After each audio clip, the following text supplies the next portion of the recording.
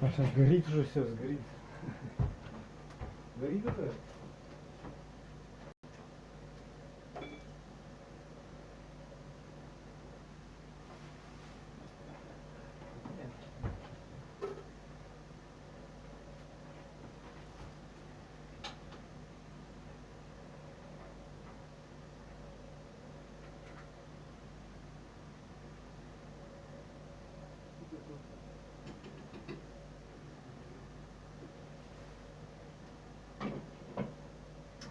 Я не ел даже сегодня ничего вроде будет, да, кстати.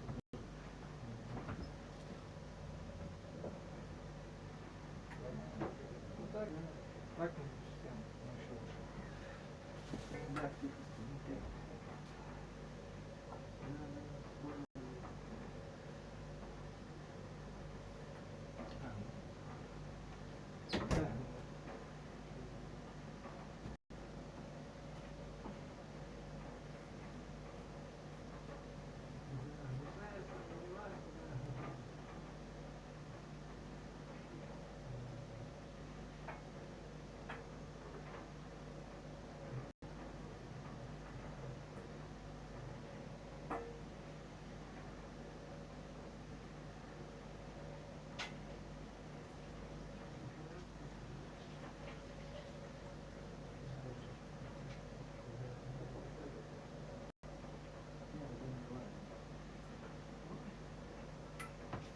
Знаете, как бы, и что это значит?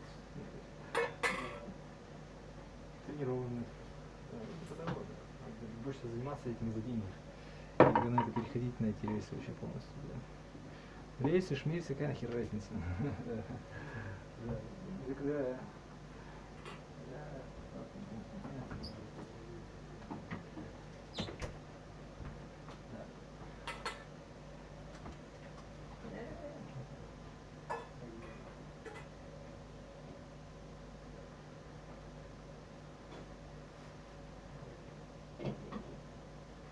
Медитеррейниан, да. А, ну да.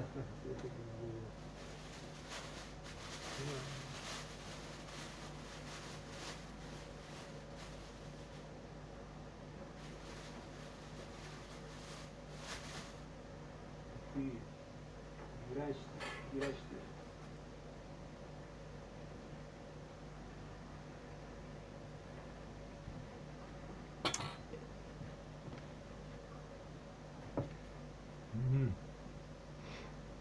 Так.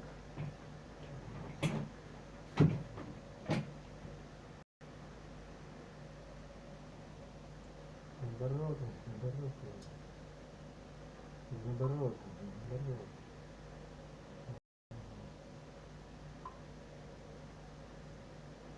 Наоборот, значит, да.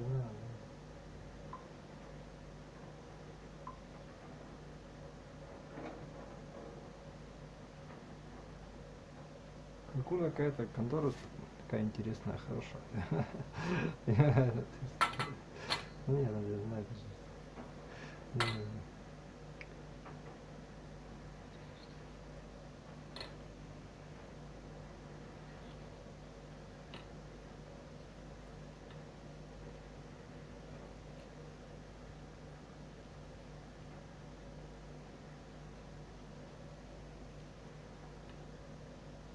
Наоборот, значит. Наоборот, значит, да.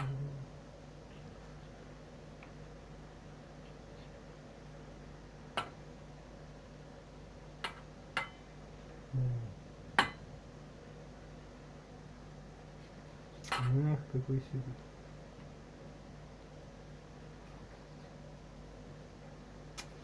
Эй, иди.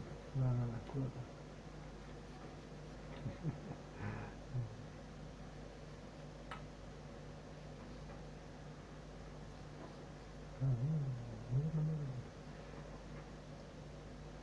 Не хочу, блин, ничего.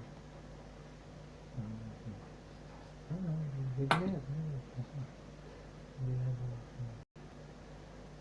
Ну что?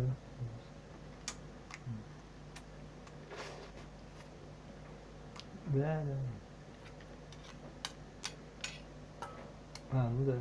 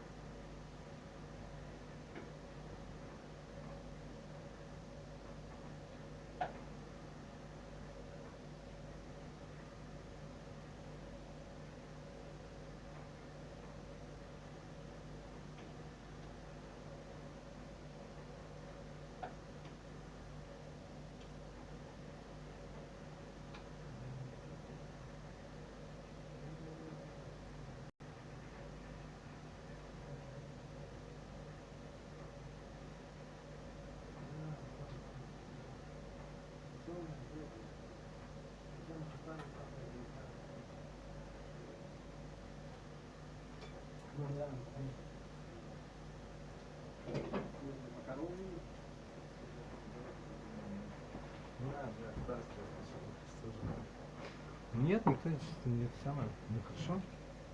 Ладно, буду только. Не знаю.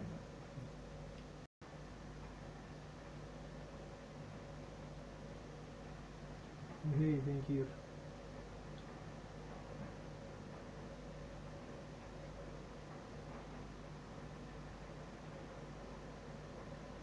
How are you?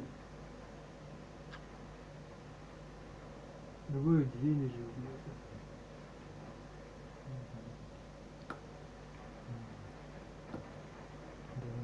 Ага, турбист. Вот это он, да.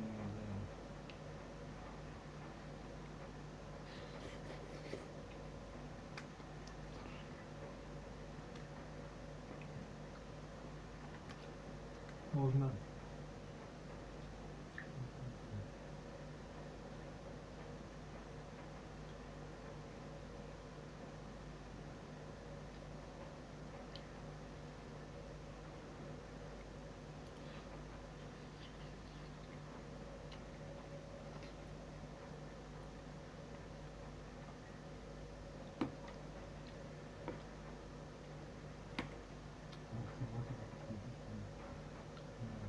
Ой, нет, не было.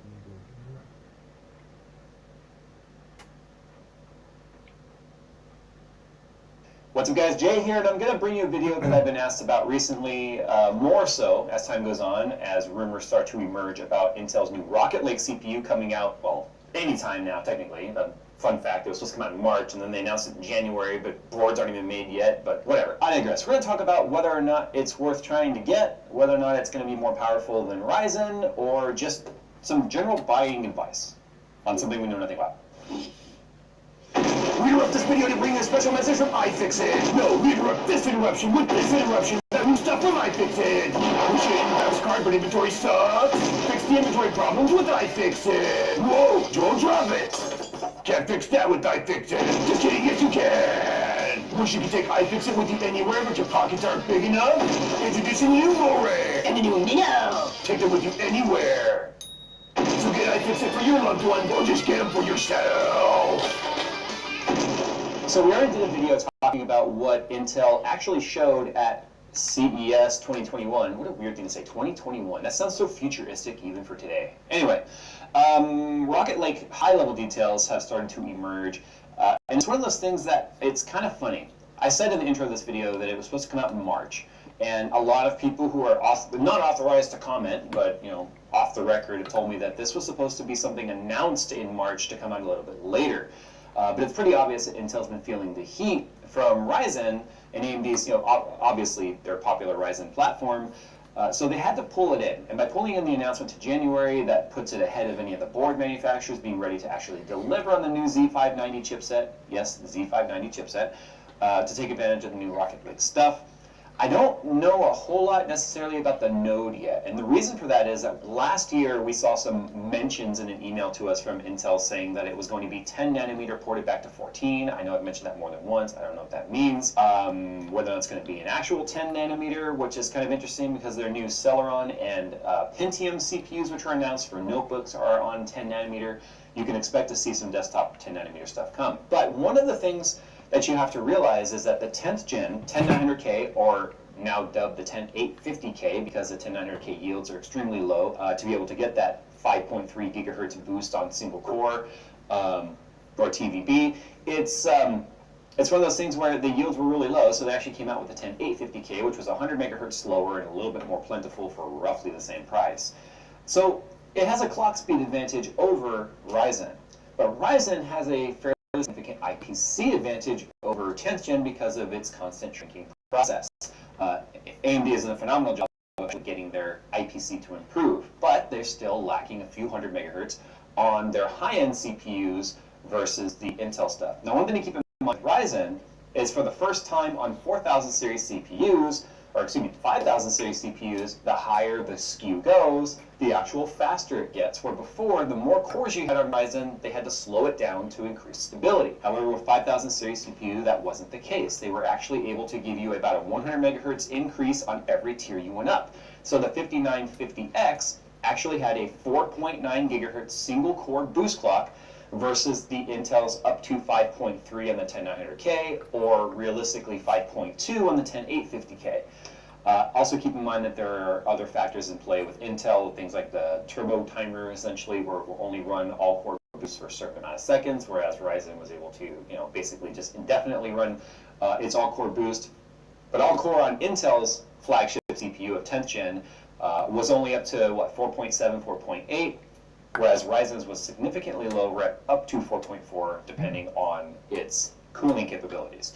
So the reason why I'm telling you all of that is you have to understand kind of where we are today to understand whether or not the next generation is going to be worth it. But this time around on Intel, there's actually a shrink that's taken place, not with the die process, but actually with the amount of cores. Now the 10900K/850K is a 10-core, 20-thread processor that definitely encroached on a lot of their extreme platform processors because those started also at 10 cores, 20 threads for the 10900X. Yeah, 10900K, 10900X, really stupid. One had quad channel, that was in more PCIe lanes. That was really the only difference to them. But this time, they're going to be dropping down to an 8-core, 16-thread on its top tier part. And now we're starting to see rumors that it might even be as low as a 6-core, 12-thread. So it's one of those things where it's really starting to look like the buying choice is going to be very similar to what it is that we've seen all along. And I've said this in previous videos. I know this sounds like a broken record, although I continue to be asked. You need to keep in mind that although you may be following this stuff day in and day out, and you may breathe and sleep PC tech, there's a lot of new people here that are brand new to this and are very confused with the very poor naming conventions that each brand utilizes, and the fact that we've got overlapping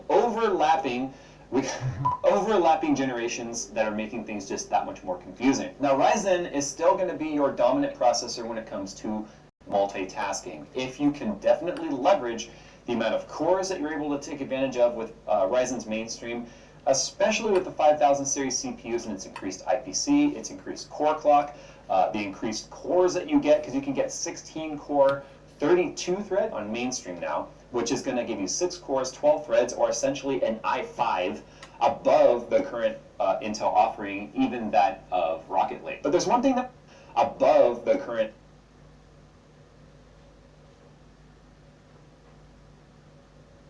Intel offering, even that of Rocket League. But there's one thing that we're hearing about with Rocket League, though, and that is the fact that Intel has apparently pulled about a 10 to 11% IPC improvement clock for clock versus their previous generation. So what you're going to see here is when you do the math, when we do our CPU test, we run a single core locked at 4 gigahertz, that gives you your IPC comparative, or delta right there. So if you take one versus the other, exactly the same frequency, the Intel tends to get just pretty much on by Ryzen because of Ryzen's amazing IPC improvements over the generation that, or the generations that Ryzen's been around, technically now 4th gen. But Intel this time, apparently, that 10th gen ported to 14 or whatever the hell they were talking about did something, because now that narrows the gap. Ryzen core for core, when we did the math, when we compared our 10th gen and added 10 to 11% IPC at that locked at 4 gigahertz clock speed, single core, and added that percentage back to Intel, it still trailed Ryzen, not enough to ever notice, but definitely lower.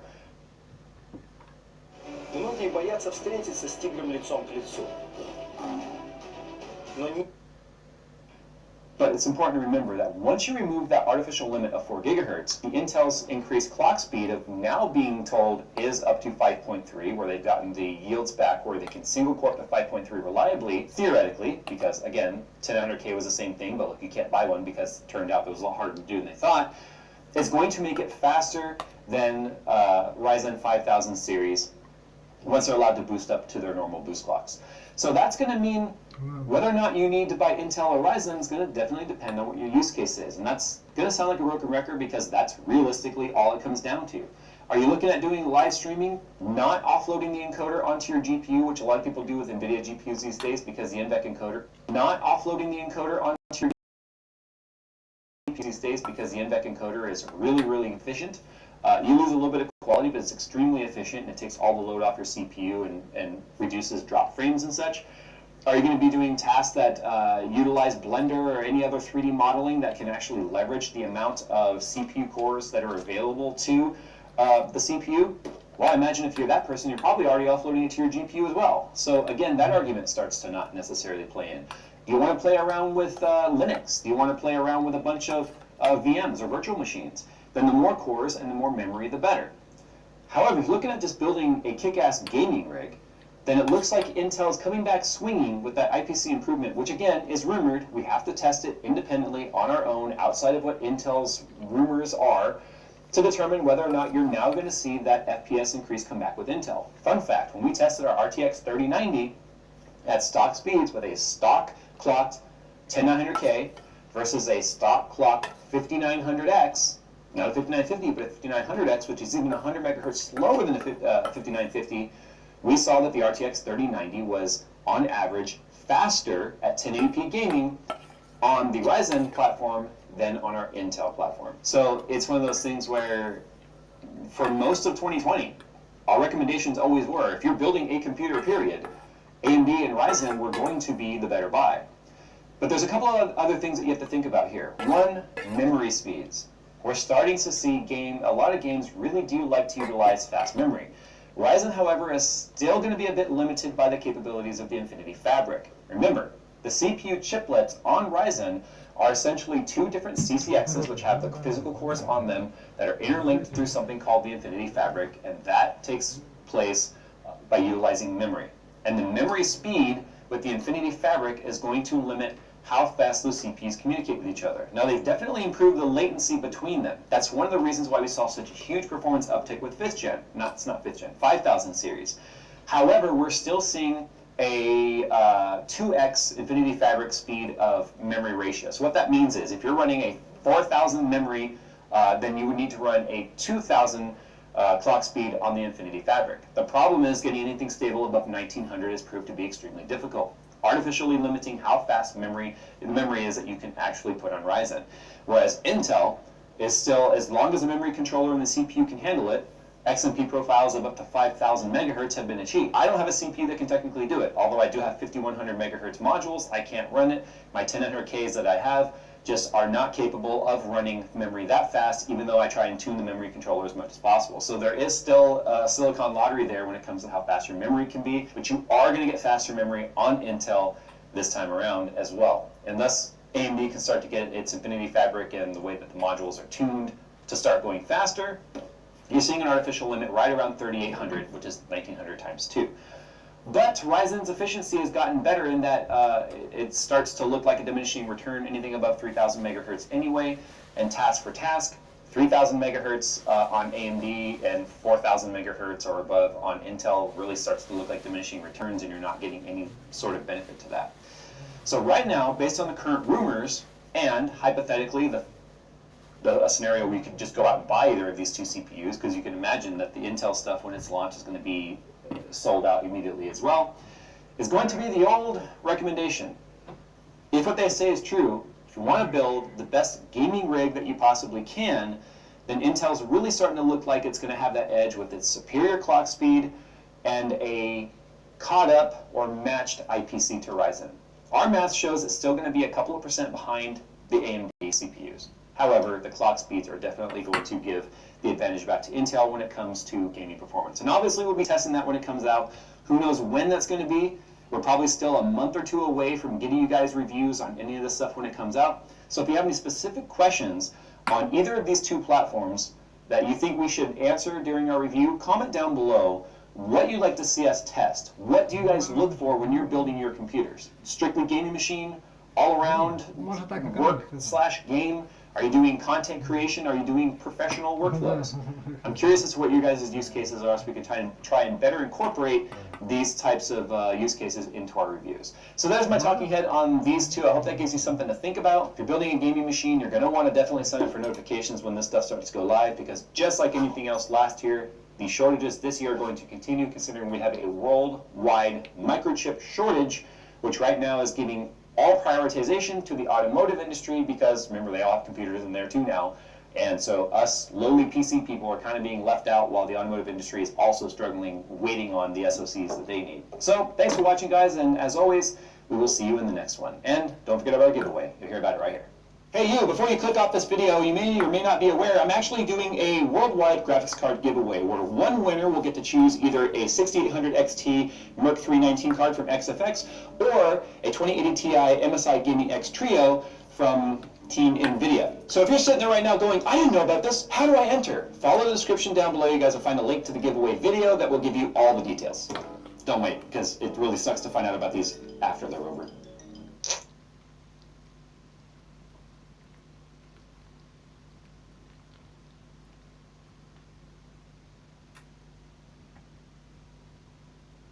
So PC popularity is at its highest, I feel, that it's ever been.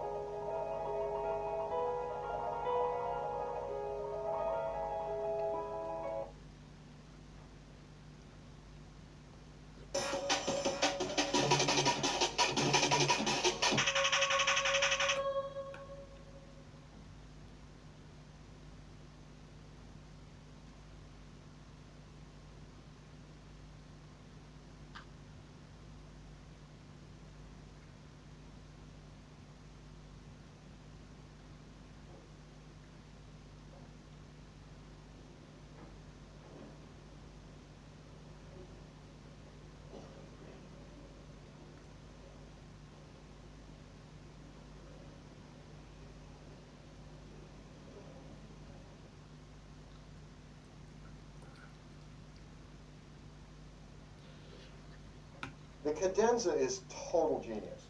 It starts with, you remember at the very beginning of the piece that we had 1, 4, 5, and 4 was this?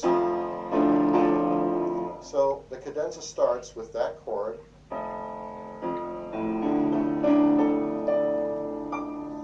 This should be played with a combination of holding the pedal, but also a very legato touch to make the whole thing feel connected from here to there.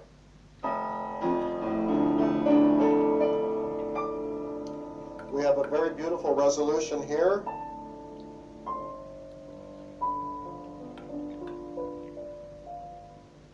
Make sure that the B that you play twice is firstly a melodic one,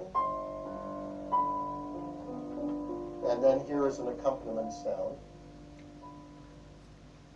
and then it's all atmosphere.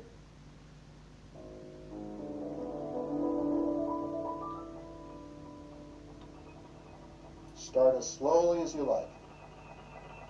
Take as long as you want, and play as many of these as you want.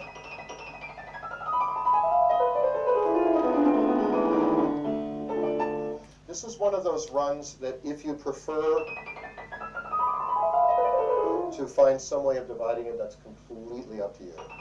I happen to learn it without doing that.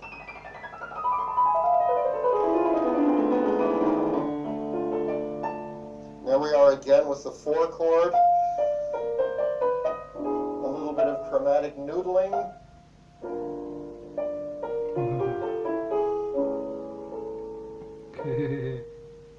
Here's a change that Grieg wanted, that note.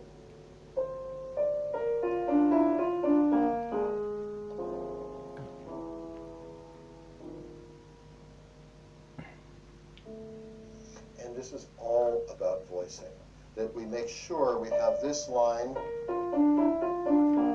This is the kind of legato where you really are transferring the weight from note to note, almost overlapping, and this has to be very underneath the G sharp. At this point, I happen to like to take this note over with the left hand so that I have total control over how soft that final A is going to be. So that's the introduction to the cadenza, the beginning of it. And now here's where we get to tune. Basically, the outline of what you're doing is this.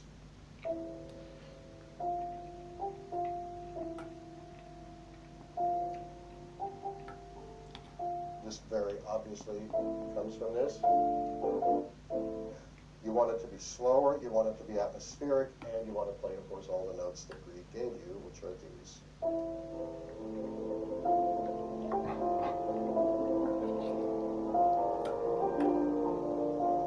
There's a kind of ideal, which is that this is constant while you're doing this. And I honestly don't think it's very important. I think it's important that it's there whenever you can. There's enough sound from here that if this briefly drops out while you're distracted playing the octaves, it's fine as long as you are hearing the color that you want to hear.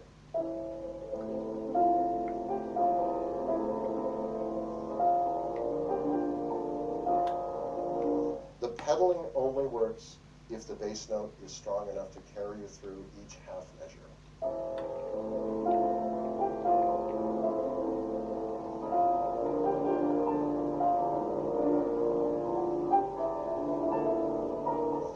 And it's very important for the first few measures of this that you avoid the temptation to get too worked up.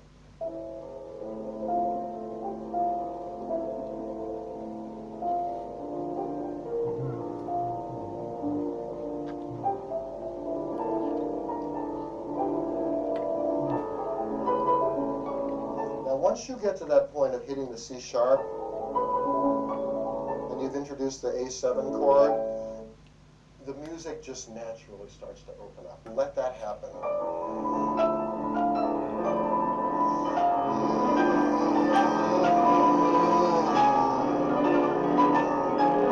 And at this point, it's clearly built up to a big moment. Your left hand stops playing, which is great because you can put all your focus into these chords. And then both hands are playing chords.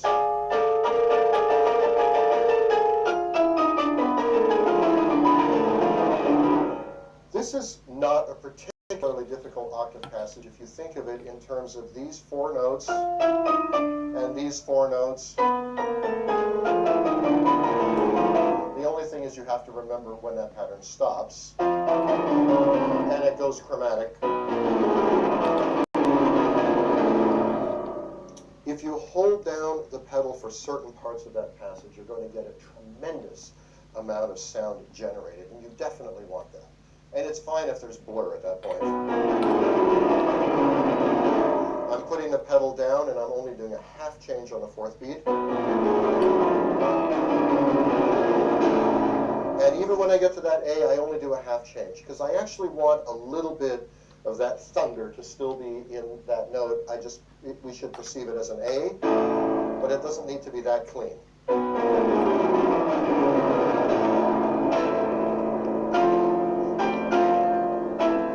So here we are with an exploded version of this theme. An absolutely massive statement, which of course can be slower as well as bigger and louder. And then we have this, which basically provides this extra rumble. So there's a real sense of thunderstorm kind of writing in the music. And we get this, and it continues.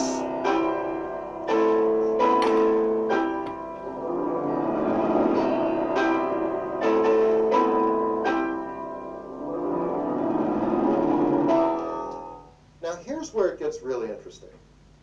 Grieg wrote all of this as arpeggios where the right hand and left hand alternate playing 4 notes each, like this. 4 notes, 4 notes, 4 notes, 4 notes, and 4 notes.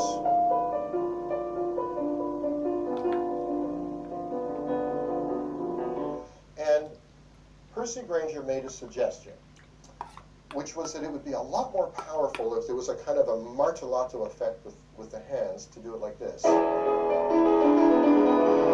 with whatever finger you like.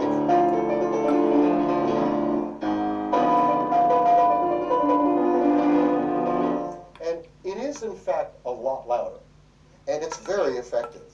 But I feel like if you do that for every one of those chords, you end up with, maybe it's all a little bombastic and we're not quite hearing, because